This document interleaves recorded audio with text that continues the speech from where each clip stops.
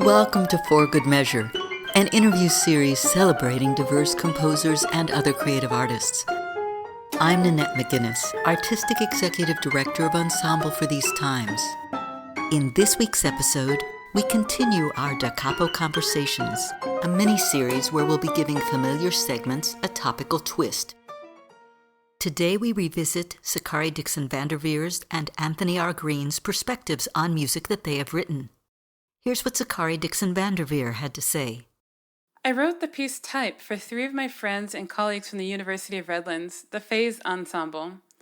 As a trio, they specialize in contemporary music and improvisation.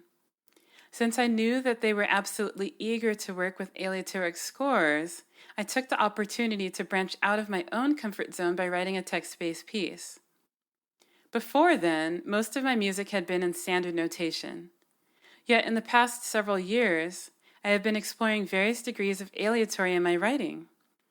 It has been a really intriguing challenge to consider what music elements I want to leave open-ended and what elements I want to control.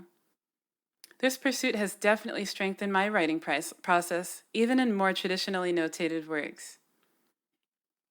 As someone who spends a lot of her spare time reading, whether in books or online, communication as both a craft and an art form is something that I think a lot about. On the one hand, there are the fundamentals, such as word choice, grammar, and logic. Yet there are other elements, such as design, that also have a significant influence on how information is conveyed. I admit I'm one of those people who can be prone to agonizing about my font choices. When I was thinking of what to explore with the Phase Ensemble, I knew I wanted to break away from traditional notation, but I also felt that my skills as a graphic artist are fairly limited. Because of this, I decided early on that I wanted to use a text-based score. I can save that challenge for another day. Since then, I have been including more aleatory in my writing as long as it is something that the performer is comfortable with.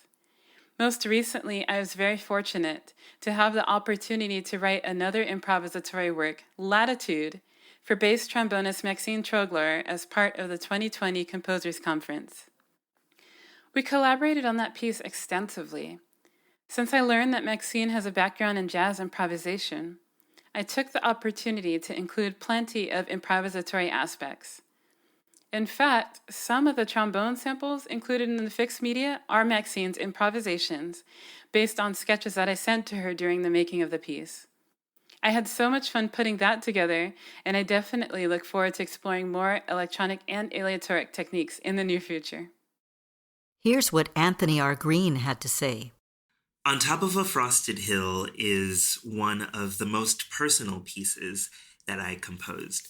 I had the pleasure of living in Boulder, Colorado for almost 5 years of my life.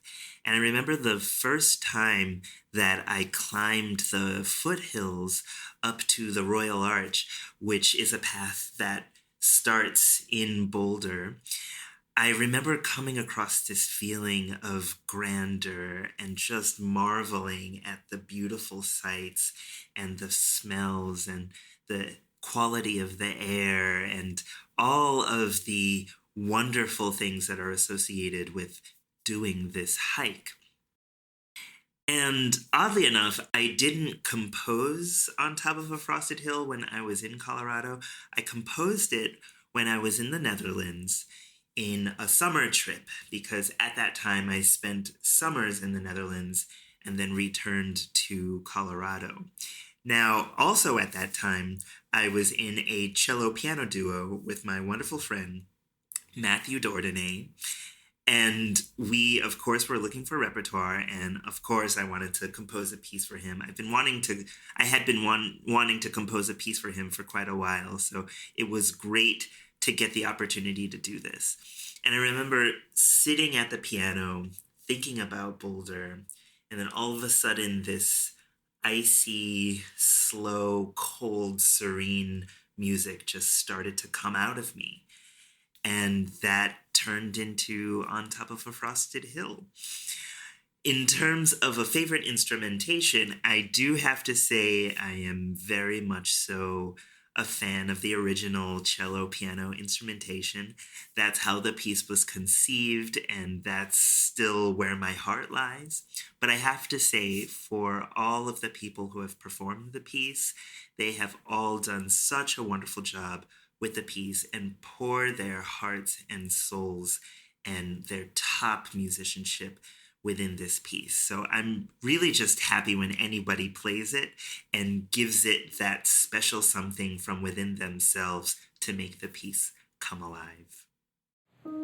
Thank you for listening to For Good Measure's Da Capo Conversations, and a special thank you to our guests for joining us today. If you enjoyed this episode, please subscribe to our podcast by clicking on the subscribe button and support us by sharing it with your friends, posting about it on social media, and leaving us a rating and a review.